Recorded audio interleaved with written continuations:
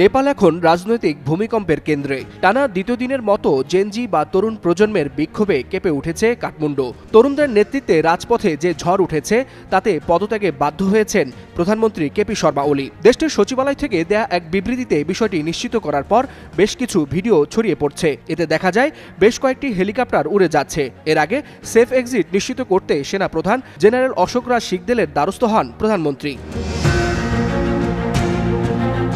দুপুরে ভারতীয় গণমাধ্যম ইন্ডিয়া টুডে প্রকাশিত প্রতিবেদনে বলা হয়, সেনাপ্রধানের সঙ্গে বৈঠকে প্রধানমন্ত্রী সেনাপ্রধানকে পরিস্থিতি নিয়ন্ত্রণে নেয়ার আহ্বান জানান। তবে জেনারেল সিকদেল স্পষ্ট জানিয়ে দেন, প্রধানমন্ত্রী পদ ছাড়লেই কেবল সেনাবাহিনী হস্তক্ষেপ করবে। শেষ পর্যন্ত এই চাপেই সরে দাঁড়ানোর ঘোষণা দেন কেপি শর্মা। পদত্যাগের পর আরেক নাটকীয় অধ্যায়। সেনাবাহিনীর সহযোগিতায় বাসভবন বালুয়ার্তা থেকে নিরাপদে বের হওয়ার পরিকল্পনা করেন প্রধানমন্ত্রী। চিকিৎসার অজুহাতে দুবাই যাওয়ার প্রস্তুতি চলছে বলে জানায় ইন্ডিয়া টুডে।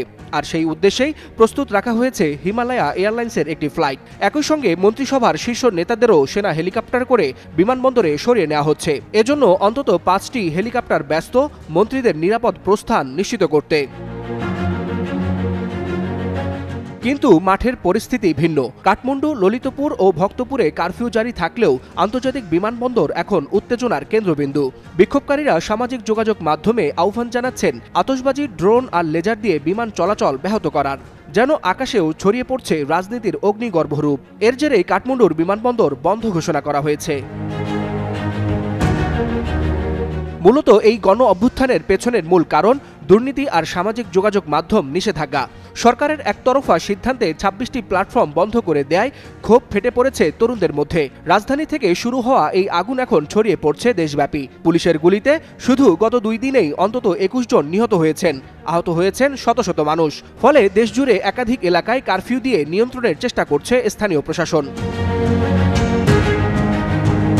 এ যেন হাসিনা স্টাইলেই নেপাল সরকারের পতন। তাই নেপালের এই প্রেক্ষাপট মনে করিয়ে দিচ্ছে গেল বছরের জুলাই-আগস্টে ঘটে যাওয়া বাংলাদেশে গণ অভ্যুত্থানের কথা। ছাত্র জনতার তীব্র আন্দোলনের মুখে গত বছরের 5 আগস্ট ভারতে পালিয়ে যায় তৎকালীন স্বৈরাচার শেখ হাসিনা। ওয়ালিউল হাসানাত, যুগান্তর নিউজ।